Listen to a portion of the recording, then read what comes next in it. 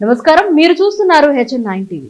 బాబు జగజ్జీవన్ రామ్ జయంతి సందర్భంగా నెల్లూరు రూరల్ వేదాయపాలెం గల వారి విగ్రహానికి పూలమాలలు వేసి జనసేన నాయకులు గునుకుల కిషోర్ నివాళులర్పించారు.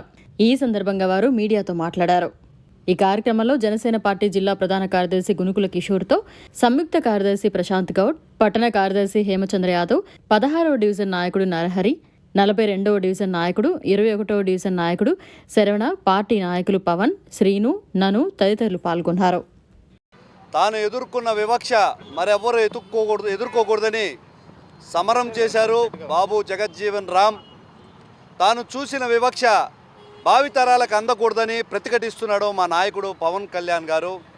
బడుగు బలహీన వర్గాల అభ్యున్నతికి ఎన్నో పోరాటాలు చేసిన బాబు జగజ్జీవన్ రామ్ గారి జయంతి సందర్భంగా ఈరోజు జనసేన పార్టీ తరఫున ఘన నివాళులు అర్పిస్తున్నాం. అణగారిన వర్గాల నుంచి అభ్యున్నతి వైపు సాగిన ఆయన ప్రయాణం అందరికీ స్ఫూర్తిదాయకం.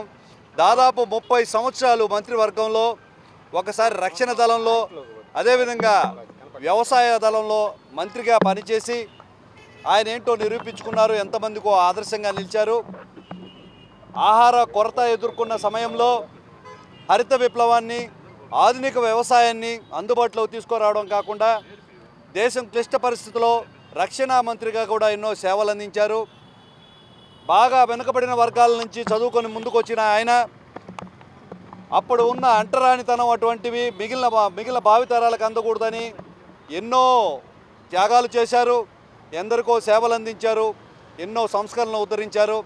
ఈ రోజున జనసేన ప్రభుత్వం, కూటమి ప్రభుత్వం అందుబాటులోకి వచ్చిన తర్వాత కూడా నీరు, ఆహారం, విద్య, గ్రామాలకు రహదారులు అనేవి అందరి హక్కు అనే విధంగా ఒక యుద్ధమే చేస్తున్నారు పవన్ కళ్యాణ్ గారు. ఇదే గత 5 సంవత్సరాల్లో దళిత వర్గాలకు జరుగుతున్న అన్యాయాన్ని వైసీపీ ప్రభుత్వంలో చూసాం. దీనికి కరెక్ట్గా 2 సంవత్సరాల ముందర ఒక దళిత యువత 10,000 రూపాయలు తీసుకొని ఇవ్వలేదని వివస్త్రం చేసి కొట్టిన వైసీపీ ప్రభుత్వం.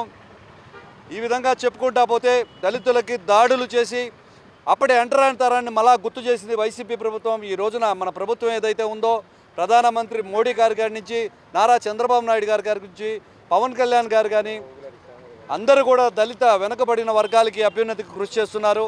వారి స్ఫూర్తిని మేము కొనసాగిస్తామని తెలియజేస్తున్నాను.